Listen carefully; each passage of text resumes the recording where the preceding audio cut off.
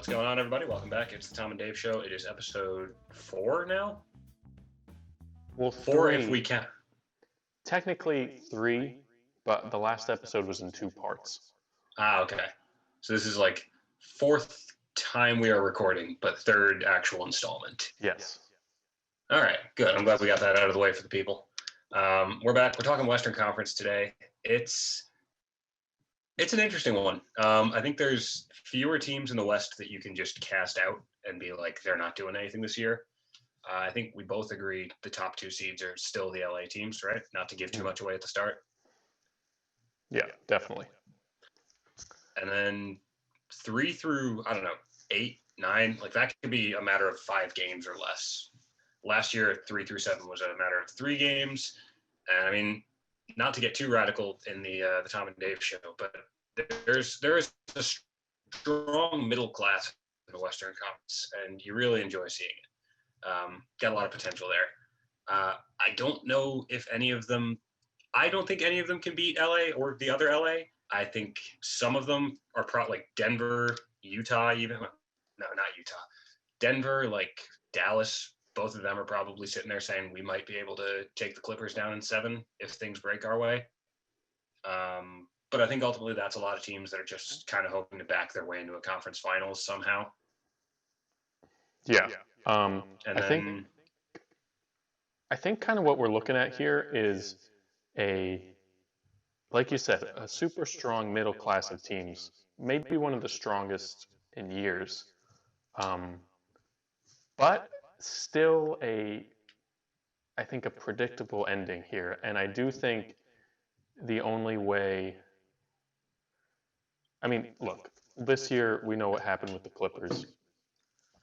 But when I was looking at these teams this week, I just had a tough time seeing any of these teams taking down an LA team in the playoffs. I think there's a lot of very solid teams that would probably much rather be an Eastern Conference playoff team. Yeah. It's an interesting thing you mentioned because like a lot of these teams, like a Utah, a Denver, a Dallas, a Portland, I know I keep going back to those 4, but like those are teams that could probably be a top 2 or 3 seed in the East if they were over there. A lot of a lot of X factors on the table here. A lot of things still up in the air. And actually, if we want to start out with a team that has more up in the air than it has in a while this year, the Golden State Warriors, we're expecting to be back in like some fashion. Obviously, we don't know exactly what that's going to look like, but we're presuming Steph Curry's healthy this year. James Wiseman comes in, number 2 pick in the draft, kind of helps anchor them at center in a way that if he is as advertised, they haven't had for a very long time. Like I can't remember the last Warriors big. I mean, they had Boogie, who was a limited form of himself, and then obviously he got hurt in the playoffs. Yeah. Very sad stuff. But Wiseman adds a dimension that I don't think they've had. And after those 2, I mean, you've got Kelly Oubre, who's a solid wing. Like I think last year he went from guy who's fun to watch on late League Pass games. Sorry, Buff Streams games. I don't have League Pass. Guy who's fun to watch on like late Buff Streams games to, oh wait, this guy's actually good. Mm-hmm. And then after that, it's a bunch of stuff. Yeah. I think this team has like at the very least an interesting starting lineup that is really, I think, dependent on 2 people. And I mean dependent by as in its ceiling is kind of going to be determined by Wiseman and Wiggins. And I might be too generous to Wiggins there because I think we know what Curry is. Hopefully he's healthy, but even a little 90% Steph Curry, I still think he's going to be great. I still think he's going to be a top, 7 or 8 player in the NBA. Absolutely, yeah. Draymond, I want to see him motivated again, and I think this year with this opportunity of like, oh, we actually have a chance to get back in the playoffs this year, I think we'll see another motivated Draymond. Like you said, Oubre has kind of turned himself into a really nice role player I like Yeah, almost like an elite role player. I think he averaged close to 18 points a game last year. yeah, like solid shooter, solid athlete, Yeah, can defend on the wing. just honestly, I think any team would like someone like Oubre. Um, Yeah, then you have complete, kind of unknown commodity in Wiseman because, this is a guy who a year ago I think was pretty much the unanimous first overall pick. yeah, And then LaMelo and Anthony Edwards kind of came in and made it more of a conversation. Didn't help that Wiseman, I think, only played one game, 2 games. yeah. He played, I think, 2 games, and then the NCAA suspended him indefinitely because there were allegedly impermissible benefits coming Mm. from Penny Hardaway to him. A Yes. lot of the vibe around that seemed to be like the NCAA is really going after Penny with this, Yeah. and why was kind of a side effect of that. But Mm. regardless of what actually happened behind the scenes there, he left Memphis and didn't play after those 2 games. He looked really good in those 2 games, but also that's how every big program college basketball player looks early in the season against Yeah. very easy competition. Yeah. So he's kind of tough to gauge. And then you got Yes. Wiggins, who I guess you could say he is a known commodity at this point. Um, but I Yeah. don't know. There's a small part of me that wants to wish that he can maybe put it together when he's on a good team. Um, but I think that's, I don't know. I don't know how good this team is going to be. It is an interesting thing because, like, I feel like they are very much a team that we could all wind up looking stupid on, and like they could, I don't know, blow by a Utah or a Portland in round one next year and have us all sitting there being like, oh, of course, why didn't we remember? Like, Steph Curry was a unanimous MVP. Of course, the Warriors are doing this. Or we could be looking at them next year and be like, hey, you know what? Like, Draymond doesn't have what we once thought he did. Like, this is a far cry from the Warriors team that went to 5 straight finals.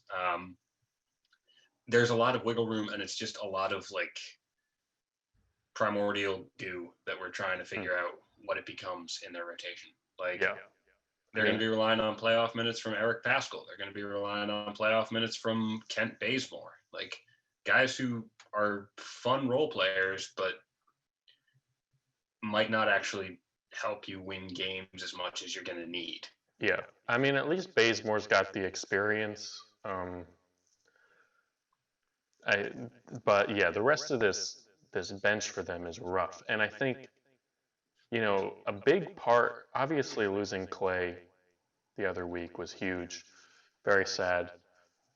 We all love Clay. That was sad. Yeah. Um, Yeah. I was really excited to have him back in the league.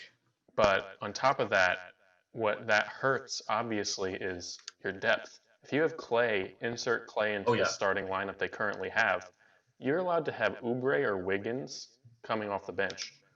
And those are both good 6 men. Like, Wiggins might be actually more suited for that kind of role. Mhm. But now, yeah, we're looking again at like both of those guys are going to be playing a lot of minutes, and the guys that come in for them, it's a rough list. I mean, you got guys like Jordan Poole, who, he's a rookie guard, but he was like historically awful last year. Eric Pascal had like a decent first couple weeks of the season last year. And I Strong think, cup of coffee. Strong cup of coffee. oh yeah. And I think that kind of propelled his reputation for the whole year.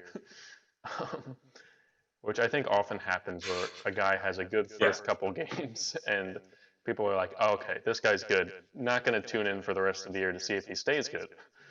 But Well, because you know what happened? He was really good in like that first 2 weeks when we were watching the Warriors, yeah, and then like Steph went down, Draymond went down. We all stopped watching, and Eric Pascal stopped being the player that he was in those first couple weeks. It was like a perfect timeline for him. He was elevated to like second Sorry, option. I kind of jumped in there. No, it's okay. Yeah, I mean, it didn't go great. But I will say, a lot of these guys like Poole, like Bazemore, like Marquise Chris, um, it's hard to really judge their performances on the Warriors last year. It was a weird team. Um, I think all of us kind of forget that 3 months when it was like D'Angelo Russell's team, um, which feels like Oh yeah. another lifetime. um, and Yeah, yeah, really. so those guys are kind of hard to predict, but no matter what, they're not elite bench guys, and this team falls off a cliff once you're at your sixth guy, I think. Oh yeah. I And it think could fall it's off a cliff difficult at your to fifth guy if Wiseman is bad. which like realistically he could just have like a normal growing pain sort of thing that a lot of players have come into the league and because they're going to be good enough to get into some big games that we all watch very closely against teams that have really good bigs. Like there's a world where he winds up on like I don't know a Thursday night guarding like Jokic for 30 minutes and just like getting manhandled because he's 20 and like hasn't had to go up against anyone that's Nikola Jokic's size or skill level ever, to my knowledge. Like, Yeah. but then, and it's going to be unfortunate because like it's not really a fair position to put a rookie in, even if he's good. But he's going to have to do it, and he'll probably get clowned for it because he'll probably lose those matchups more often than not. Oh yeah. But so yeah, like the depth is not really there for this team, and in the West it's tough because a lot of teams have one or two guys off the bench that can really hurt you. I mean, if this team winds up like a 7 or 8 seed, you're going to have to guard Lou Will off the bench. You might have to guard Dennis Schroeder off the bench. Like there's bench rotations with those top few teams that you just can't compete with. I mean, yeah, I'm envisioning right now a Lakers Warriors 1-8 matchup where Montrezl Harrell is just like has one of his insane Feasting. bench games where he's like 12 for 16 because there's no one that can really guard him off the Warriors bench. No, like he can get wherever he wants to against that team. But yeah, so that's, I mean, the Warriors, I think the overall impression that we have of them is they're very to be determined. We don't know how far Steph can carry this team, but it will probably have to be Steph carrying this team more than anything. Yeah. What do you Moving think? on to teams. Sorry? I was just going to ask you, what do you think the ceiling for this team is? I think we have a good idea of the floor. But what do you think? Everything breaks right. Wiggins has his breakout year. His 6th year in the league. No, I think the ceiling for this team is regular season ceiling is probably like a 5 or 6 seed. Like I can't go any higher than that. And that's like I can see Steph playing at an MVP level and this team still being like a 6 seed. Just because what's around him is so either unknown or known and not that great. So like I just look at the teams they would have to jump to make a leap into like a top 4 in the Western Conference, and I don't see them being able to do it. What about you? Yeah. What do you think that is? Honestly, I'd go a little lower. I feel like I think Steph can only take you so far here. I mean, not having Klay really hurts them. I'd say like 7th or 8th is the ceiling. Honestly, I feel a little. I'd be happy to be proven wrong, because I do. I've always liked Steph and Draymond and the whole Warriors squad, despite despite everything, and I would want to see them succeed, but I just have a tough time seeing it happen with this lineup. I agree though that I want them to be good because like as dastardly and villainous as they are at their peak, they're so entertaining. Yeah. Like a good Warriors team is entertainment value through the roof. Oh You yeah. have Steph hitting 40-footers. You have him shimmying at the other team's bench on the way back down the court. Draymond talking trash to 40-year-old bench players that haven't seen the court in 2 weeks. Like, it's fun. Now, while we are on the topic of fun, the Sacramento Kings, also a Western Conference team. That's true. Yeah, I said at the start of this episode that there are not that many teams that we feel comfortable just casting out and saying they don't have anything this year. The Kings are one of the teams I feel comfortable casting out and saying this is not their year. Tell me why. I think there are a lot of questions surrounding this team. Well, first off, they lost Bogdan. And I do think to an extent he got probably like one and a quarter times the production he should have, or like the production that he on a good even normal team, because they were a bad team and somebody needs to get the shots up. That being said, he only had a usage rate of 22%, so it's not like he was on the ball a ton. Like, he kind of just seemed to be come off screens, take shots, nail them because he's a good three-point shooter. But like, I don't think there's any potential for them to be like, oh, you know what? We lost Bogdan, but actually we kind of did like an addition by subtraction thing.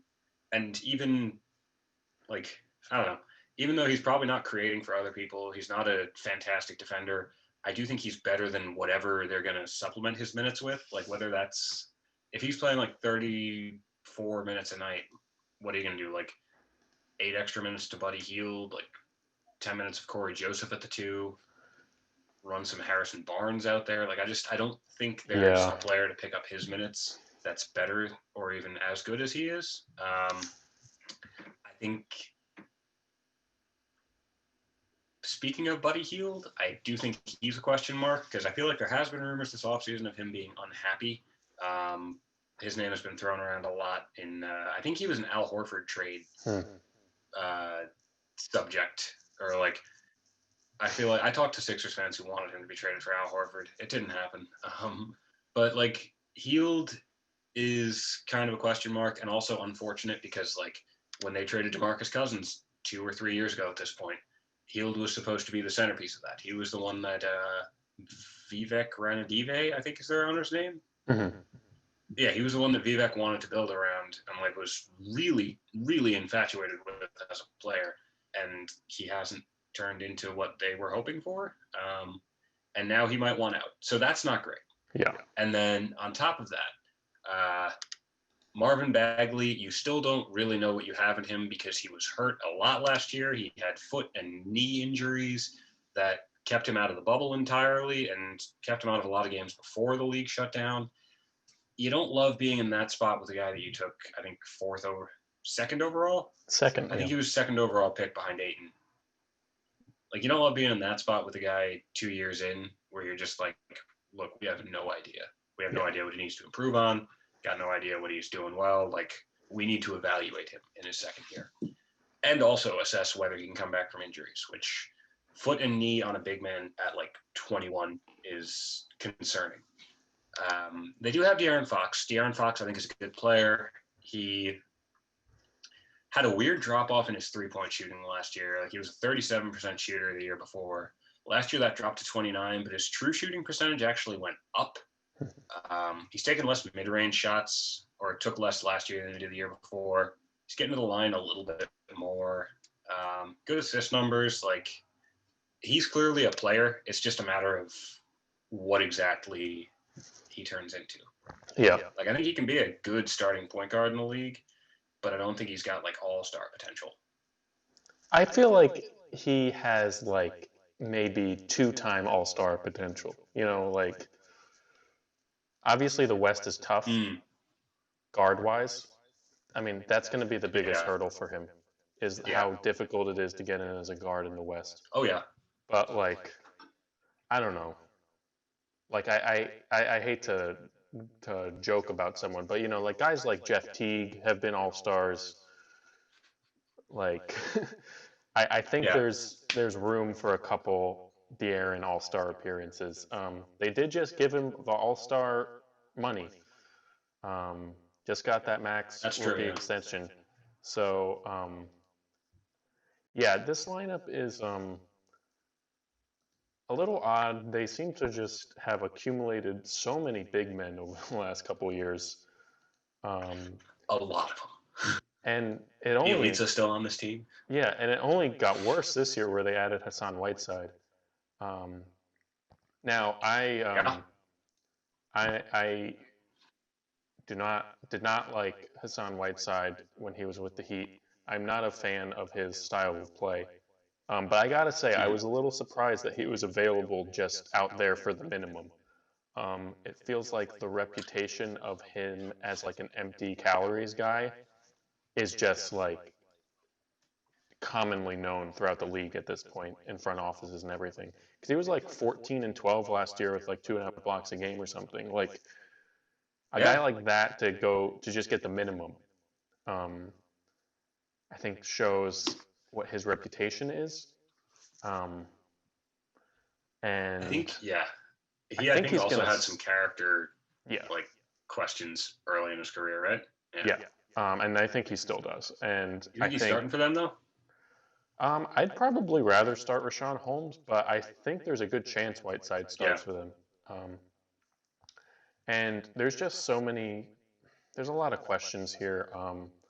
Like, you Yeah. know, what is Harrison Barnes still doing on this team? Like, Oh, he's a max contract player on that team, isn't he?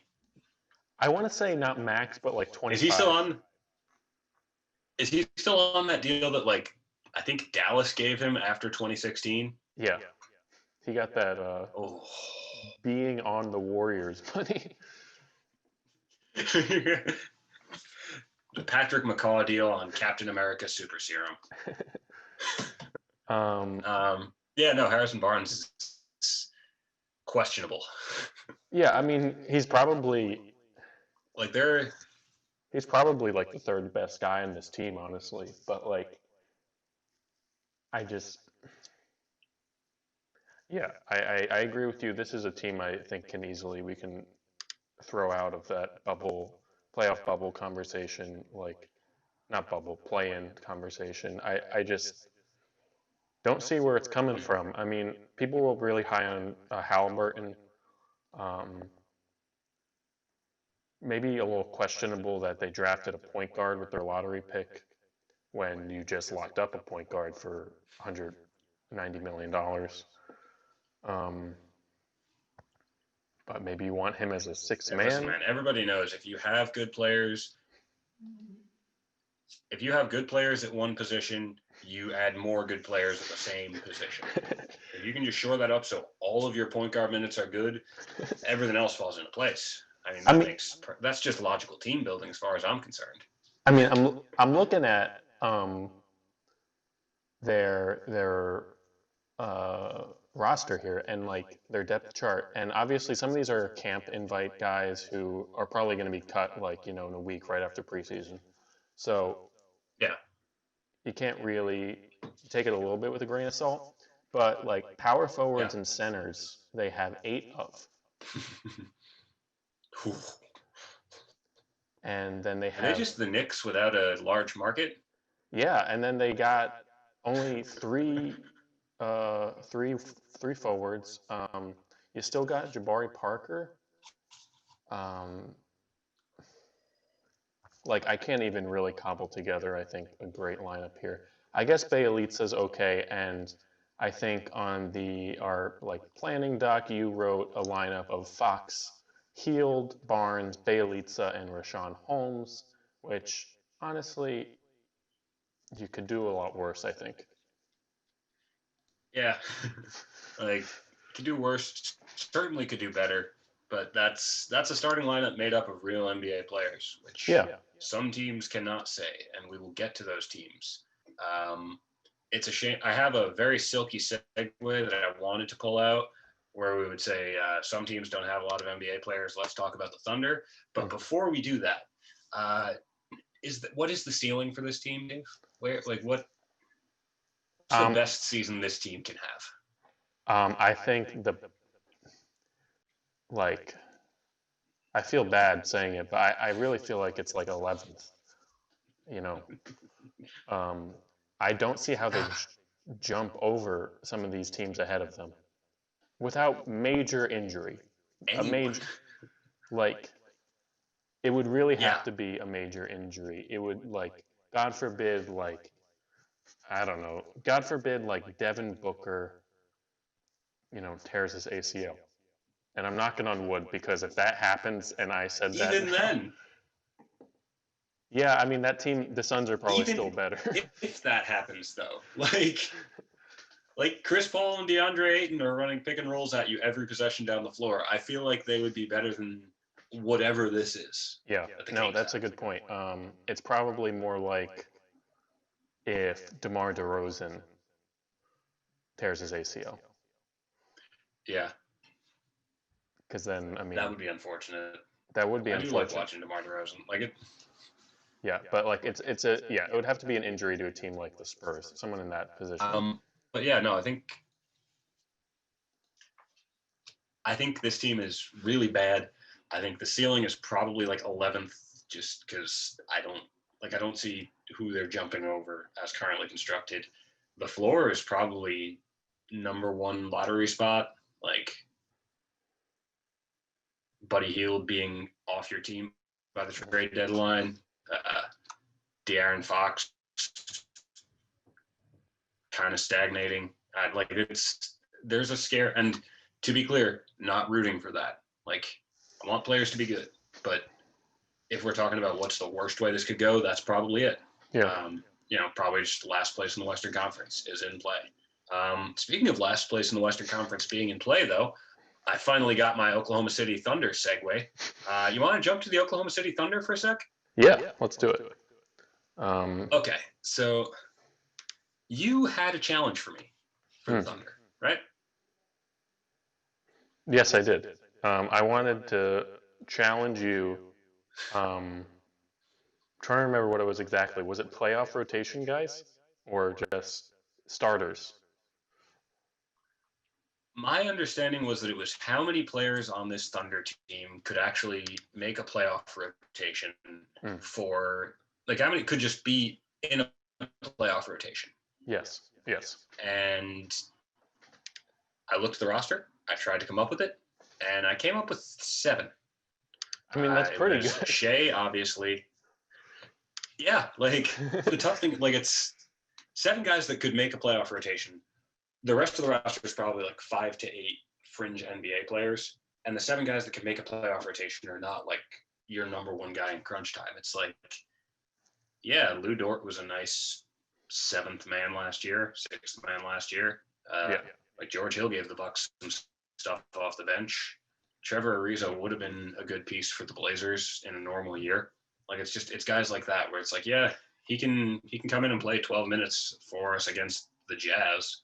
Yeah. We're kind of looking at a team But of the 7 good role players here.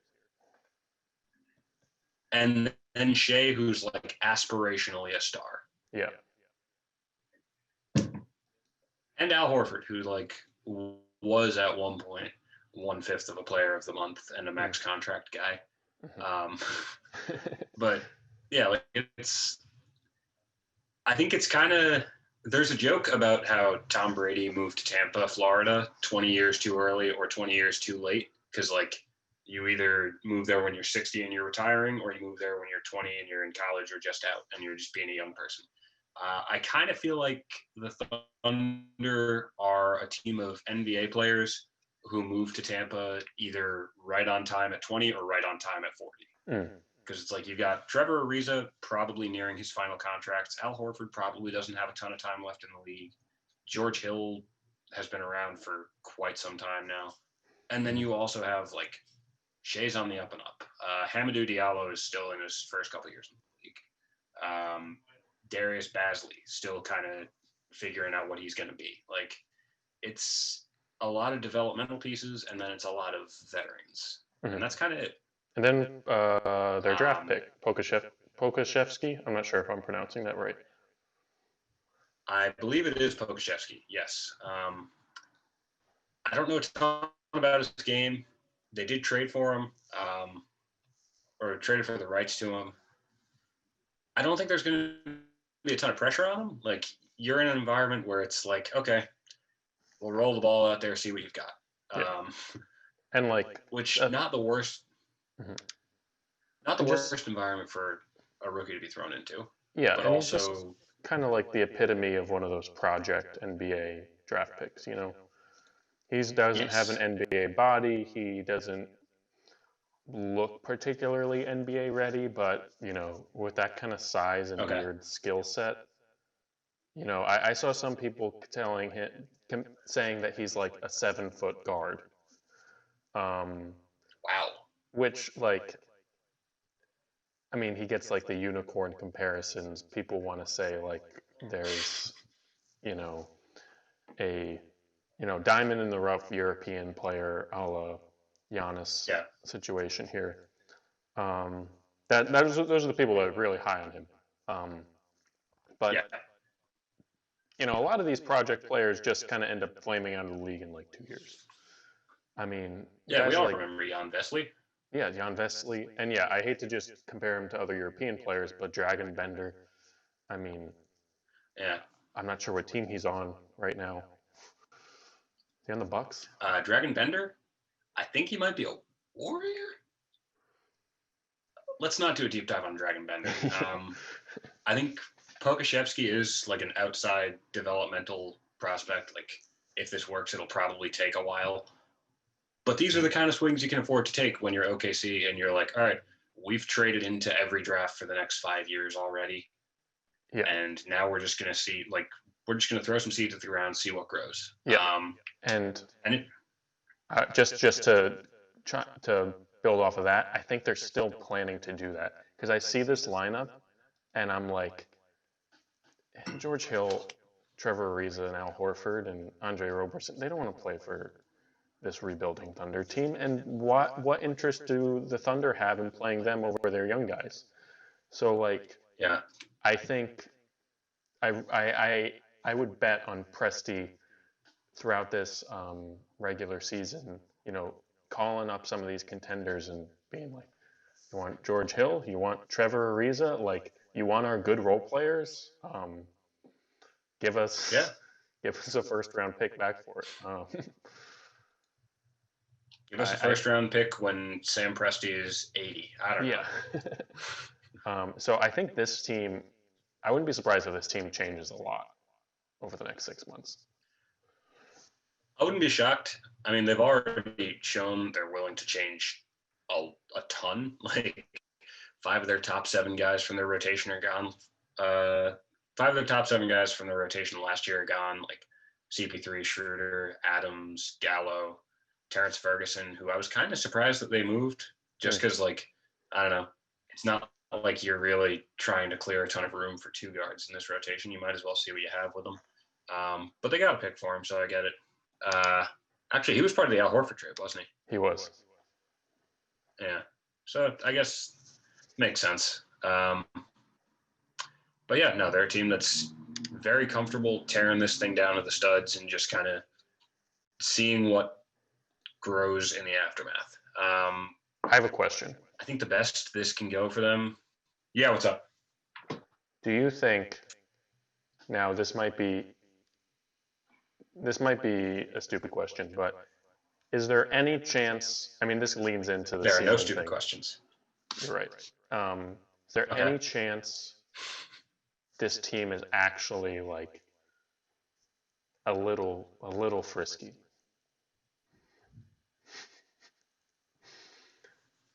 I do think there's a chance that they're like they have some fight in them because it's vets who are like, who know how to win games. Like I'll say that sometimes. And like, I do think that is kind of a skill that we don't look at a lot, which is just like guys who know how to be on the road for as long as you are in the NBA. And like, you know, guys who know like, all right, yeah, I'm living out of a hotel for the next week. Here's what I need to pack. Like just little stuff like that, where it's like, they know how life is as an NBA player.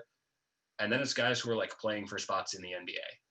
Like it's players who are like, all right, yeah, if this doesn't work out, like, I don't know, the G League is in play, Europe's in play. Like, yeah, I think there's just too many people that have reason to play really hard for this team to not have some fight in it. Yeah, and Um, I agree, and that's kind of why I think their ceiling might be like a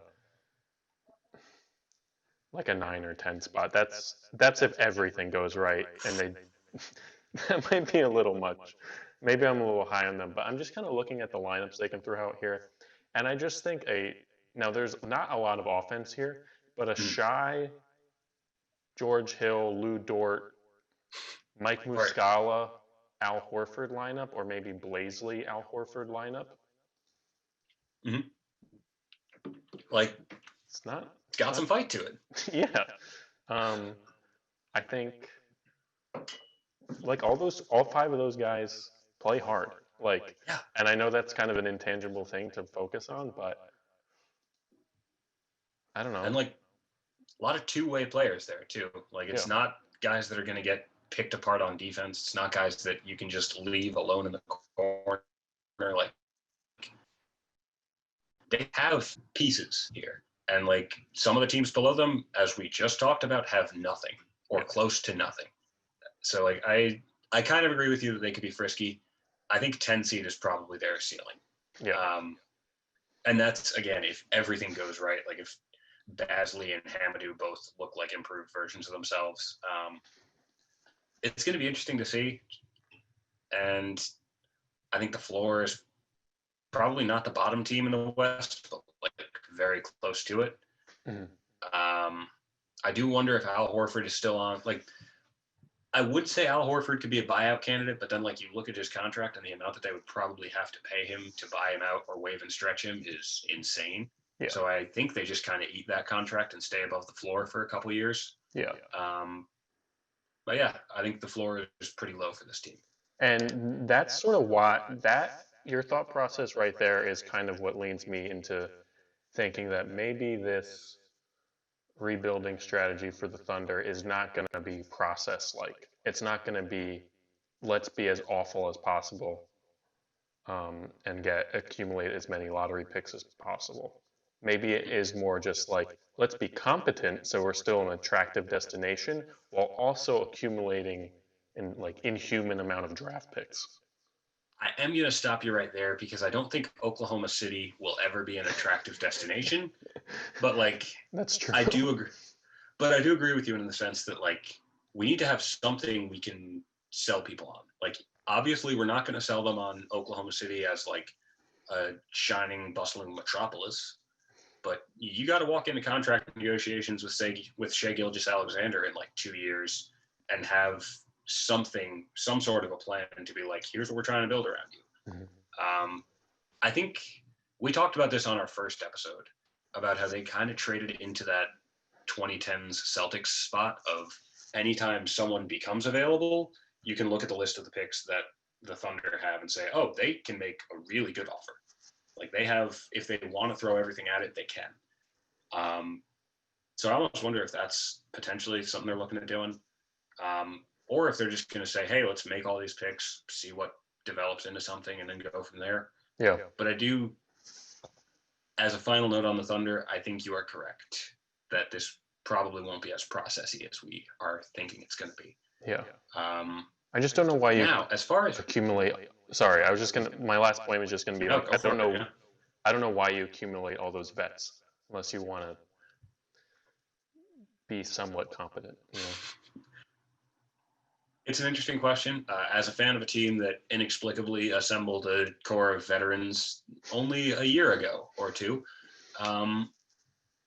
the thing you're going to hear a lot of is we need to build a culture here. And I don't know. I mean, I also think there's something to be said for like not all minutes being good minutes. Like as much as you want Lou Dort, Hamidou Diallo, Darius Basley to develop, at some point throwing them out there against like a Kawhi Leonard or against, I don't know, a team that has like throwing them out there to guard like Luka Doncic is not productive. Like that's you're getting your ass beat to a point where it's not helping you as a player. Yeah. So like throw Trevor Ariza out there because he's been playing for a long time. He understands that players are going to be better than him. He is what he is. You know, like Do you want Pokashevsky on the court? Yes. Do you want him on the court against Anthony Davis? Probably not. This is where you can throw out Al Horford. But moving on to another team that has some young pieces, but also a lot of questions, the Minnesota Timberwolves. Mhm. You did a lot of prep on them for this episode. What are we looking at with this team? Um, so, a big thing I was thinking about here is so the Timberwolves have had these, a lot of stories, rumors come out over the last year that, Cat isn't happy. Cat wants to go, uh, and I don't blame him. They haven't really built something good around him. I think bringing in like his best friend D'Angelo Russell probably bought them a little bit more time. Yes. Just for the fact that he's his best friend. I mean, I don't know if it's even for the basketball.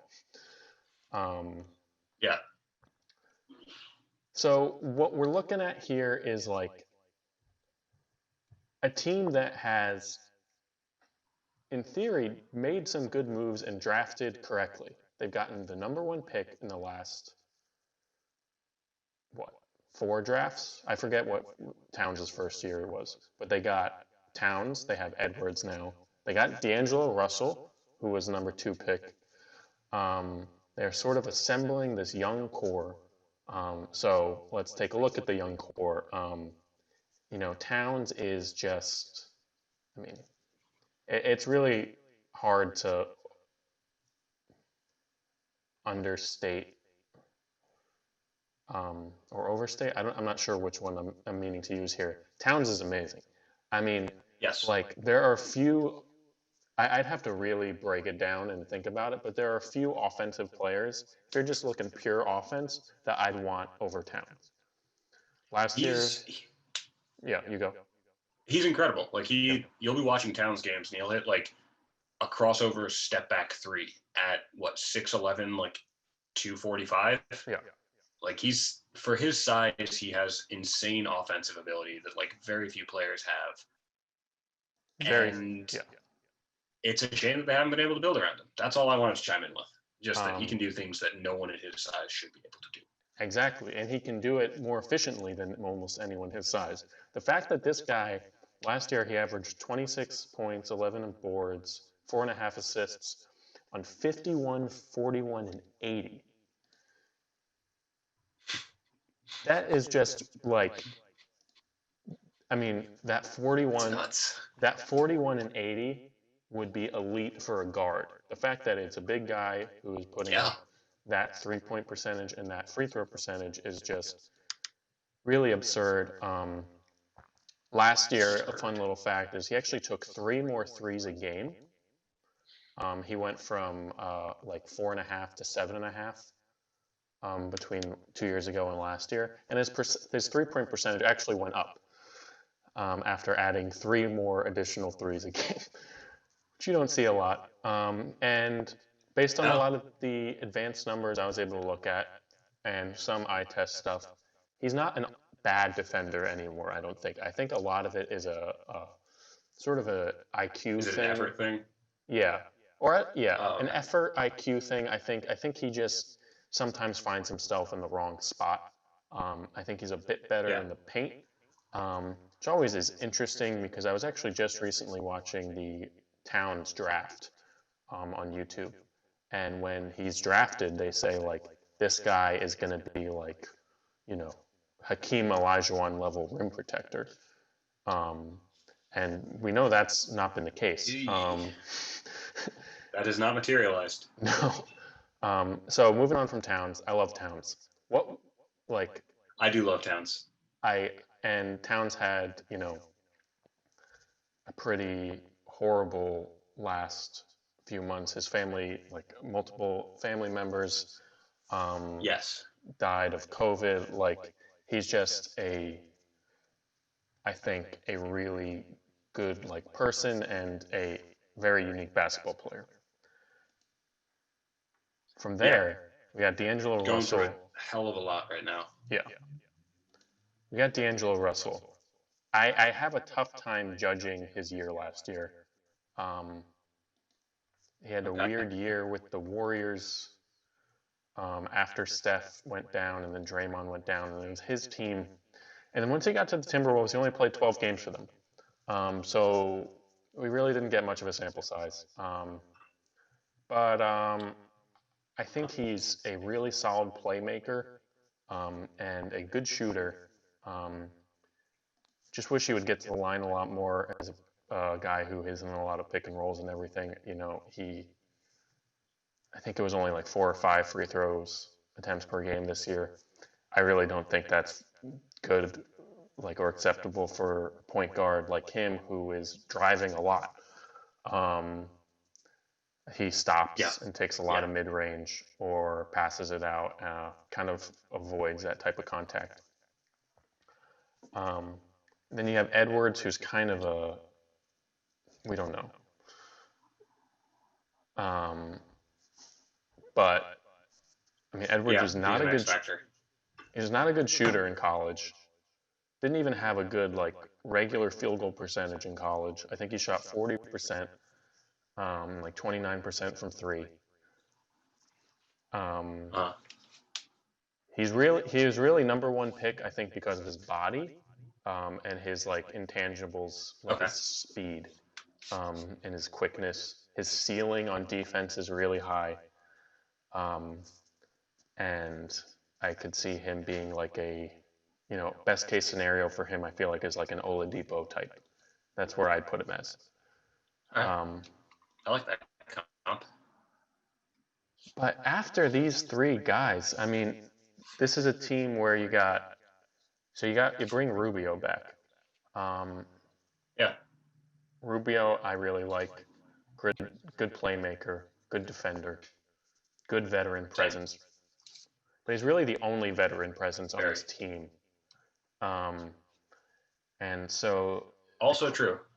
yeah, the crunch time I was able to figure out for them is Rubio, Russell, Josh Okogie, Rondé Hollis Jefferson, and Towns. Um, Okay. and there's some good and bad things here. Good things are, I think, Yes. Okogie are like Jefferson and Rubio, good defenders, can all, um, you know, Yeah. can all hold their own on defense. There are definite pluses on that side of the ball. But also Rubio, Okogie, or specifically Okogie and Rondé Hollis Jefferson, real minuses on offense. Good shooters. Not good Yeah. shooters, not good at much. They're really just both. They're kind of similar players, and I think you Even got. if you want to look at the fit of Rubio next to, if you want to look at the fit of Rubio next to D'Angelo, that's kind of clunky. I mean, Yeah, I feel like both of those guys are at their best if the ball's in their hands, yeah, and you're gonna be getting probably 80% of one of them inevitably. yeah. I just think you need Rubio out there to be this steadying force and to help, I guess not anchor, but kind of talk through the defense. I just think you need that Yeah. veteran out there, Yeah. and I don't really see it happening with some of these other Absolutely. guys. So we have that starting or crunch time five. What is the 6 through 8 or 9 spot on this team? What are we looking at from a bench perspective? Okay, it's rough. I mean, you got these are people who are going to have to play a lot of minutes on the team. Um, Jalen Noel, um, Jarrett Culver, Hey. Jake Layman, who came out of college as a shooting big stretch four. He's never shot better than 32% from three, so hasn't really worked out for him. Um, and then Oh. and then Nas Reed. Now Nas Reed I like actually Nas Reed. was okay last year. Yeah. Out of these guys, he was the best. Culver was pretty bad, but what rookie, what rookie guard wing on a bad team isn't bad. Like, Yeah. there's very few, so I'm not really gonna um, hurt him there. Jalen Noel barely played. Um, and yeah, then we're at like really like fringe NBA guys, if you don't already consider these guys fringe NBA guys. So I don't know. I feel like this is another team that completely falls off a cliff at their sixth man. It's unfortunate. Um, it doesn't sound great for the T-Wolves right now. That being said, what would great look like for this team? Like, what is? I know we keep saying if everything breaks right, but like, what's the ceiling for the Timberwolves in 2020/21? Um, I said the way I went about quantifying that for them was I said 10th on offense and 19th on defense, I think is the ceiling.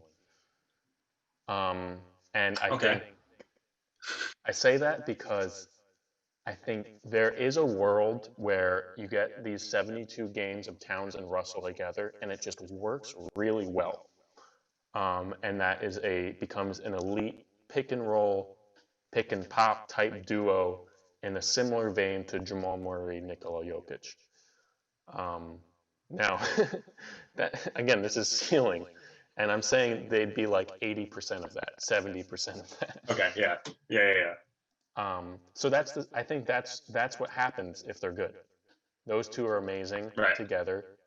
They didn't get enough time to play together last year, and then you have these super high effort guys in Okogie, Hollis Jefferson, Rubio, Rubio the steady vet, and then you see, I mean, there's a lot of things that have to happen. You see leaps from Naz Reid, leaps from Culver. um, yeah, so I think all that would have to happen, but the big Okay. thing is their ceiling is based on their offense. I've also neglected to say Anthony Edwards in this whole last segment. Um, I didn't put him in their crunch time because I don't know what to make of him. I should Yeah, add that that's because I'm fair. sure people were wondering why I didn't mention him. I don't know what to make of him. He's the number one overall pick. You probably put him in your crunch time at some point. You would hope. But I mean, there's a good chance he's like a decent defense, awful offense guy his first year. And you already have a couple of those guys. So Yeah. I don't know. Edwards is also an X So factor here. ceiling's probably like we're we're not worried about the T-Wolves sneaking into an 8 seed anytime soon. No, but I think maybe the Okay. absolute ceiling is like they get there because they're the 10th seed and they have a nice Ah, their Towns and Russell have a crazy play-in game. could happen. Like they're Yeah. both incredibly good basketball players. Yeah. I'm kind of on the same page as you though. Like it's not. They're not going to turn into a powerhouse overnight this year, but they could surprise some people if they get into the right spots. A lot of things would have to break right, but sometimes they do.